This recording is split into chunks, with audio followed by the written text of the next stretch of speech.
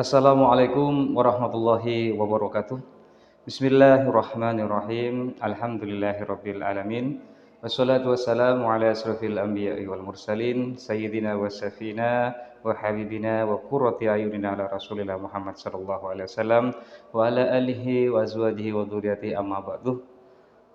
Allahumma shalli wa sallim ala sayyidina Muhammadin wa ala ali sayyidina Muhammad. Dalam kesempatan kali ini kami berkesempatan untuk melakukan wawancara dengan Kepala Sekolah SD Negeri Pesanggeran 1 Bapak Soleh Toha. Pak Soleh Toha, terima kasih atas waktu dan kesempatan yang diberikan kepada kami dalam rangka memenuhi tugas dari calon guru penggerak Angkatan 7 Bapak Toha. Kami diminta untuk melakukan wawancara dengan para pengambil keputusan di lembaga sekolah dasar. Kebetulan kami kemarin sudah melakukan wawancara dengan kepala sekolah kami sendiri dan selanjutnya ingin melakukan wawancara kepada Bapak Soleh Toha. Ini bagian dari tugas ya? Ya, ini adalah bagian dari petugasan yang harus kami kerjakan Bapak Toha. Mudah-mudahan Bapak Toha berkenan dan bersedia untuk melakukan wawancara dengan kami. Dalam hal ini, wawancara yang akan kami lakukan adalah tentang dilema etika.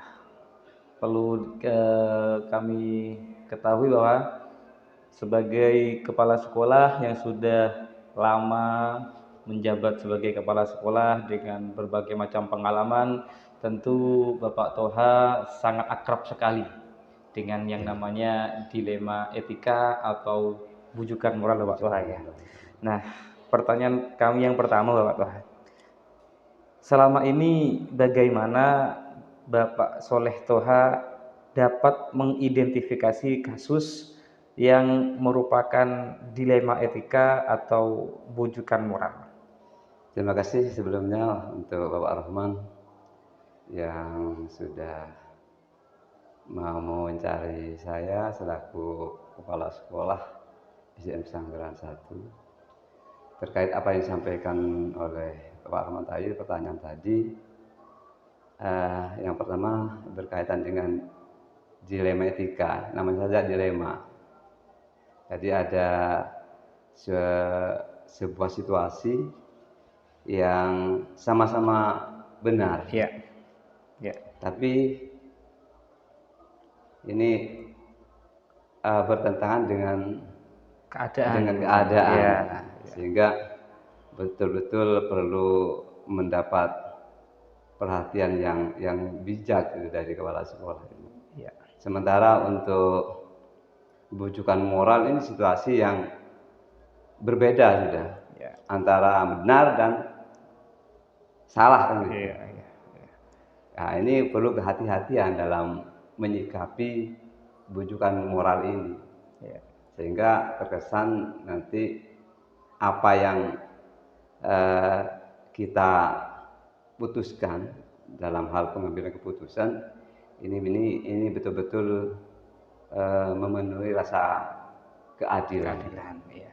Jadi Bapak Soleh Toha selama ini mengidentifikasinya dengan melihat bagaimana situasi dan kondisinya. Betul. Yang kedua Bapak Toha, bagaimana selama ini Bapak Toha menjalankan pengambilan keputusan di sekolah Bapak Toha, terutama untuk kasus-kasus di mana dua kepentingan ini sama-sama benar atau mengandung nilai kebajikan? Terkait dengan pengambil keputusan, tentunya saya harus tahu situasi dan kondisi. Sehingga nantinya pengambilan keputusan itu betul-betul tidak menyinggung perasaan dari yang teman bersangkutan atau yang bersangkutan ya. Dan keputusan itu merupakan keputusan yang bijaksana. Ya. Jadi sangat penuh dengan kehati-hatian. Iya betul, perlu hati-hati memang. Ya. Yang ketiga Bapak Toha, langkah-langkah atau prosedur seperti apa yang biasanya Bapak Toha lakukan selama ini dalam hal menjalankan atau mengambil sebuah keputusan yang berhubungan dengan dilema etika? Yang kami lakukan yang pertama harus betul melihat permasalahan yang terjadi. Kemudian kita harus mengidentifikasi permasalahan itu sehingga kami bisa mengambil keputusan sesuai dengan apa yang kami temukan. Jadi melakukan sebuah identifikasi secara utuh Iya, seperti itu Bapak Toha betul. ya.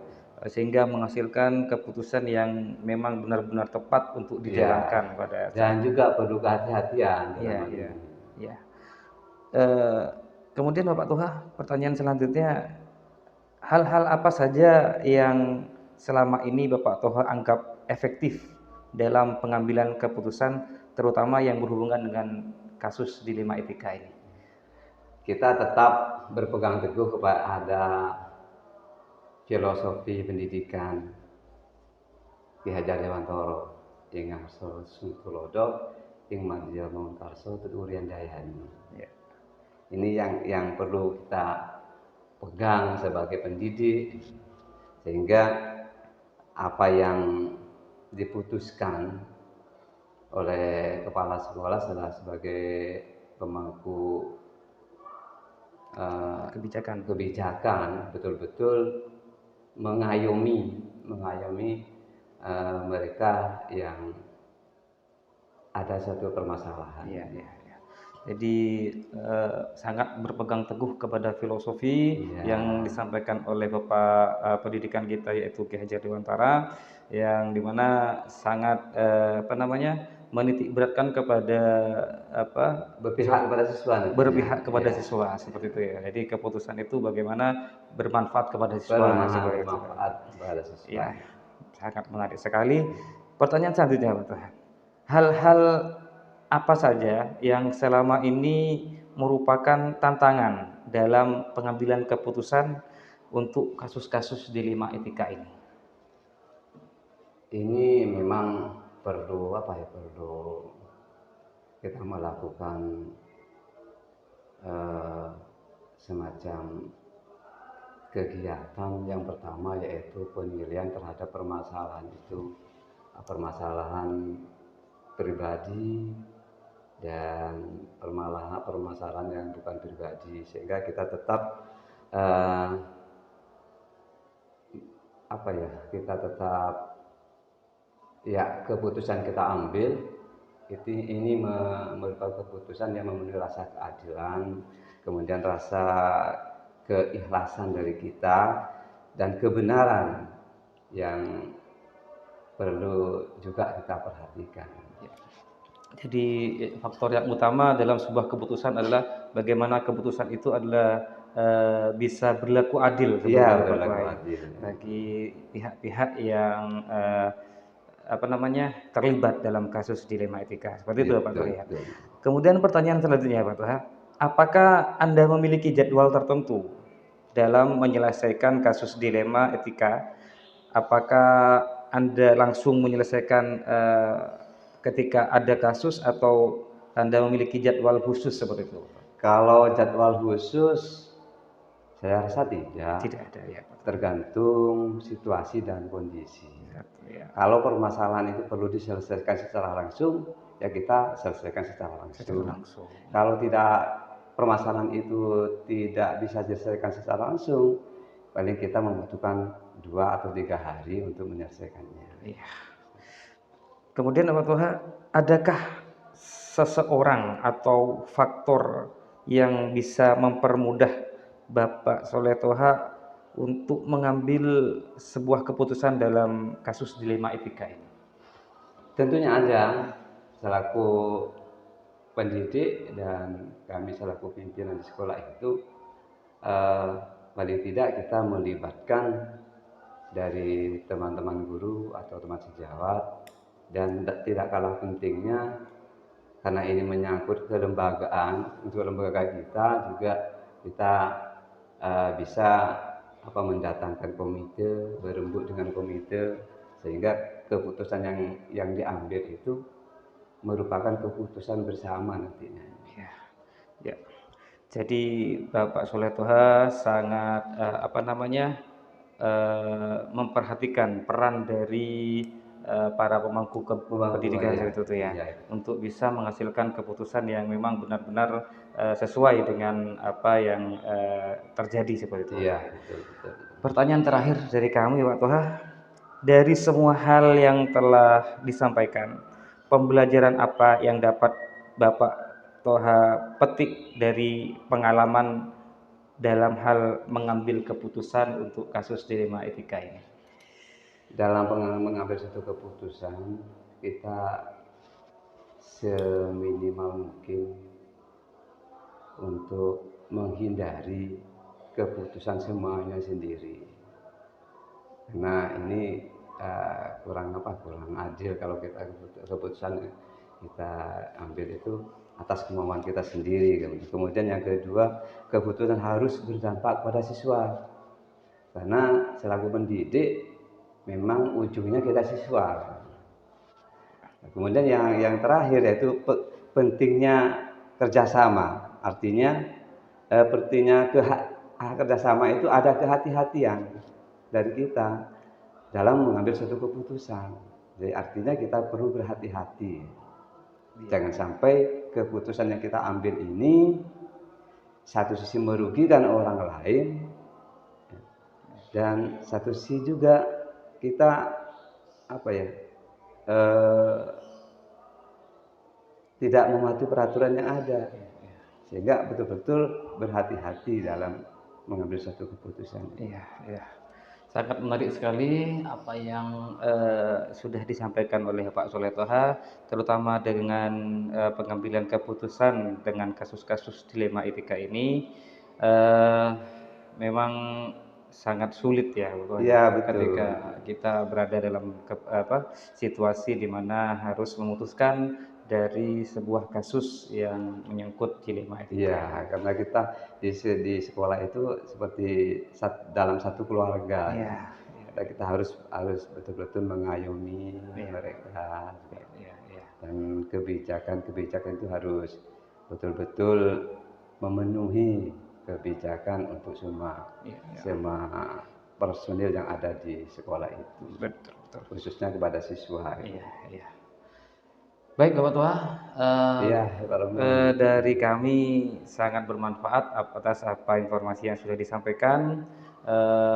Apabila ada hal yang kurang berkenan Bapak Tua, kami ucapkan mohon maaf yang sebesar-besarnya, karena kebetulan sekarang juga masih dalam rangka menjalankan ibadah puasa Ramadan, dan mudah-mudahan amal ibadah puasa kita juga diterima. Amin. Dan terima kasih atas ilmu dan informasi yang sudah disampaikan dari kami. Dari kami kurang lebihnya mohon maaf. Wa akhirun, wassalamualaikum warahmatullahi wabarakatuh. Waalaikumsalam warahmatullahi wabarakatuh. Terima kasih Pak Arman, semangat terus. Selaku Pak Rahman ini harapan dari kita yang sebenarnya, yang dari senior sehingga Pak Rahman nanti bisa pendidikan ini bisa lebih maju dan bermanfaat. Amin. Terima kasih Pak Tua. Dari kami, assalamualaikum warahmatullahi wabarakatuh. Waalaikumsalam warahmatullahi wabarakatuh. Assalamualaikum warahmatullahi wabarakatuh. Bismillahirrahmanirrahim. Alhamdulillahirabbil alamin. Wassalatu wassalamu ala asyrofil anbiya'i wal mursalin, sayyidina wa syafiina wa habibina wa qurrati a'yunina ala Rasulillah Muhammad sallallahu alaihi wasallam wa ala alihi wa azwajihi wa dzurriyyatihi ma ba'du. Dalam kesempatan kali ini saya Saiful Rahman, calon guru penggerak angkatan 7 Kabupaten Bangkalan, akan melakukan wawancara tentang dilema etika dengan narasumber Kepala Sekolah SD Negeri 1 Bapak Tugiran. Seperti apa wawancara kami dengan Bapak Tugiran? Mari kita sama-sama menyimak wawancara dengan Bapak Tugiran. Assalamualaikum warahmatullahi wabarakatuh, Bapak Tugiran. Terima kasih atas waktunya. Kami dari CGP Angkatan 7 Kabupaten Bangkalan dalam hal ini dalam rangka memenuhi tugas untuk pelatihan calon guru penggerak, kami ingin mewawancarai Bapak Sugiran sebagai kepala sekolah kami di SD Negeri Keirang 1 tentang bagaimana dilema etika yang selama ini pernah dialami Bapak sebagai kepala sekolah. Mudah-mudahan Bapak berkenan dengan ini. Ya, terima kasih atas perkenannya. Langsung saja mungkin Bapak Sugiran, yang akan kami tanyakan adalah seputar tentang dilema etika selama menjadi pimpinan di sekolah kami, selama menjadi pimpinan kepala sekolah selama Anda berkarir. Yang pertama tentang,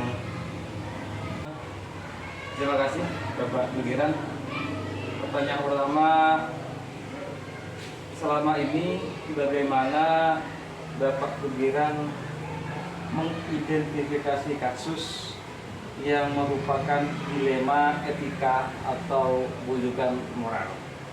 Bagaimana cara Bapak Sugiran mengidentifikasi kasus tersebut? Terima kasih.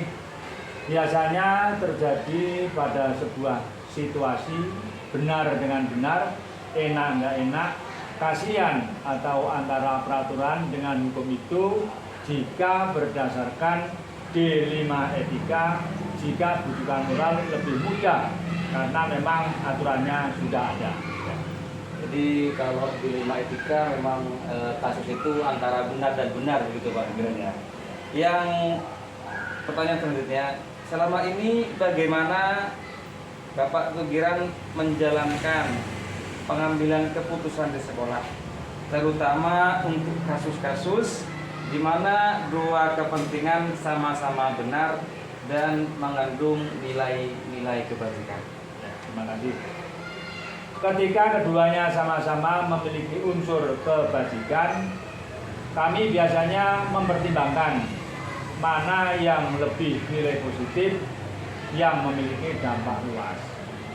Yang kedua, mempertimbangkan aturan yang berlaku untuk kasus tersebut, karena walau bagaimanapun segala tindakan harus ada dasarnya, harus ada pondasi.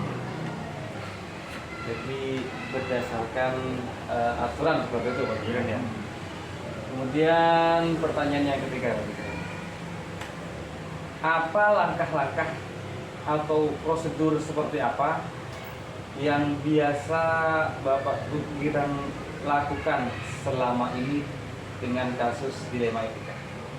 Tentu saja melakukan pendekatan secara personal, berbicara dari hati ke hati agar informasi yang diterima lebih utuh dan lengkap, karena sering terjadi masalah akibat adanya miskomunikasi.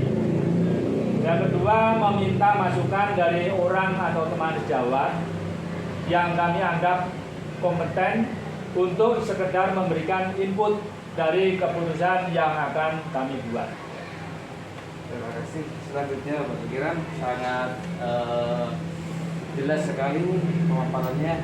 Pertanyaan selanjutnya adalah, hal apa yang selama ini dianggap efektif dalam pengambilan keputusan-keputusan pada kasus dilema etika? Langkah tersebut selama ini memang efektif ketika berhadapan dengan situasi yang dilema, kecuali jika persoalan tersebut berkaitan dengan hukum atau penyalahgunaan wewenang atau pelanggaran hukum. Biasanya kami lakukan dengan tindakan seperti memberi teguran, peringatan, atau langkah terakhir adalah sanksi yang sesuai dengan perbuatannya. Ya, terima kasih, sangat jelas sekali. Untuk pertanyaan selanjutnya, hal apa saja yang selama ini menjadi tantangan dalam pengambilan keputusan untuk kasus-kasus dilema etika ini?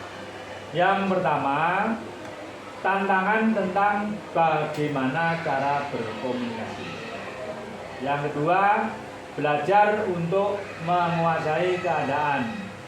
Yang ketiga, selalu mengupdate peraturan-peraturan yang berlaku untuk kegiatan di sekolah.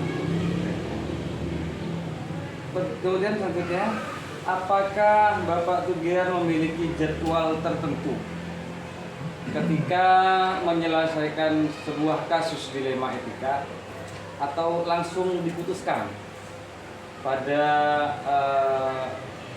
kejadian tersebut? Bentuk atau prosedur seperti apa yang dijalankan oleh Pak Tugiran selama ini? Nah, ini tergantung dari situasi dan kondisi. Dari kasus yang ada, jika kasus tersebut harus diselesaikan secara langsung, yang kami selesaikan secara langsung. Tetapi ketika kasusnya tidak mendesak, kami biasanya meminta waktu 2 atau 3 hari untuk mengambil keputusan yang terbaik. Kemudian, adakah seseorang atau faktor-faktor yang mempermudah atau membantu Bapak Tugiran dalam pengambilan keputusan dalam kasus-kasus dilema etika? Jika memang permasalahannya adalah menyangkut keputusan lembaga, maka biasanya kami putuskan melalui rapat dewan guru. Tetapi jika keputusannya tidak menyangkut sekolah, misalkan persoalan personal, maka langsung kami putuskan melalui pertimbangan manfaat dan mudaratnya dari sebuah kasus. Menarik sekali Pak Tugiran. Pertanyaan terakhir dari kami di sini, dari semua hal yang telah Bapak Tugiran sampaikan, pembelajaran apa yang dapat kita petik dari pengalaman Bapak Tugiran mengambil keputusan dalam kasus dilema etika ini? Yang jelas yang pertama itu pentingnya ilmu komunikasi.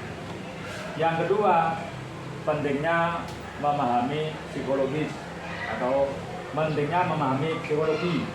Yang ketiga, pentingnya memahami peraturan-peraturan pendidikan. Baik Bapak Tugiran, terima kasih atas waktunya, sangat membantu kami di sini dan sangat menginspirasi tentang bagaimana cara Bapak Tugiran mengambil sebuah keputusan untuk kasus-kasus dilema etika. Dari kami kurang lebihnya kami mohon maaf apabila ada hal yang kurang berkenan Bapak Tugiran. Demikian dari kami, wassalamualaikum warahmatullahi wabarakatuh. Waalaikumsalam warahmatullahi wabarakatuh.